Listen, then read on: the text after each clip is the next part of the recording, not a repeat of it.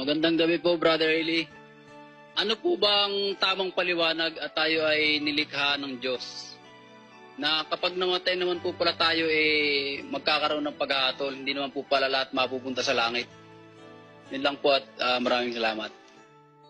Ang paliwanag ng Biblia, kapatid, na Mark, ay yung nasa 2:10 ng Epeso.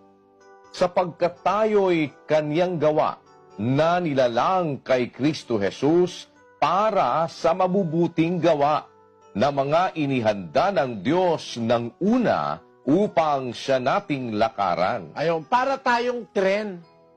Kaya ginawa yung tren, may riles. Pagka walang riles, hindi pwede yung tren. Pag umalis sa riles, madidiskaril, disgrasya yun. Meron tayong lalakaran, kaya tayo gagawa tayo ng mabuti. Tayo kanyang nilalang kay Kristo Jesus para sa mabubuting gawa.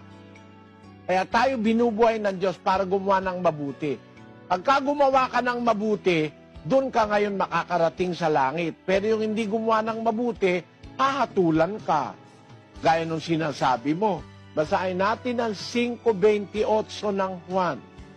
Huwag ninyong ipanggilalas ito sapagkat dumarating ang oras na ang lahat ng nangasalibingan ay makaririnig ng kanyang tinig at magsisilabas. Ang mga nagsigawa ng mabuti ay sa pagkabuhay na mag-uli sa buhay at ang mga nagsigawa ng masama ay sa pagkabuhay na mag-uli sa paghatol. Ayan, dalawa lang naman ang pupuntahan ng tao. Ahatulan ka para parusahan o kaya bubuhayin ka para sa pagkabuhay na mag-uli sa buhay. Yung gumawa ng mabuti sa pagkabuhay na mag-uli sa buhay. Yung gumawa ng masama sa pagkabuhay na mag-uli sa paghatol. Ang tanong mo, hindi naman pala tayong lahat makakarating sa langit. Tayong lahat pwedeng makarating sa langit kung gagawa ka ng mabuti. Kung ang ginawa mo sa buhay mo, puro masama, hindi ka makakarating talaga sa langit.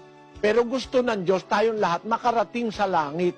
3:9 ng 2 Pedro. Pakinggan mo. Hindi mapagpaliban ang Panginoon tungkol sa kaniyang pangako na gaya ng pagpapalibang ipinalalagay ng iba, kundi mapagpahinuhod sa inyo na hindi niya ibig na sino man ay mapahamak, kundi ang lahat ay magsipagsisi. Ang gusto ng Diyos, tayong lahat magsisi. Ayaw niyang may mapahamak. Gusto niya makarating tayo lahat sa langit. Kaya lang, kung ayaw mo naman sumunod, gagawin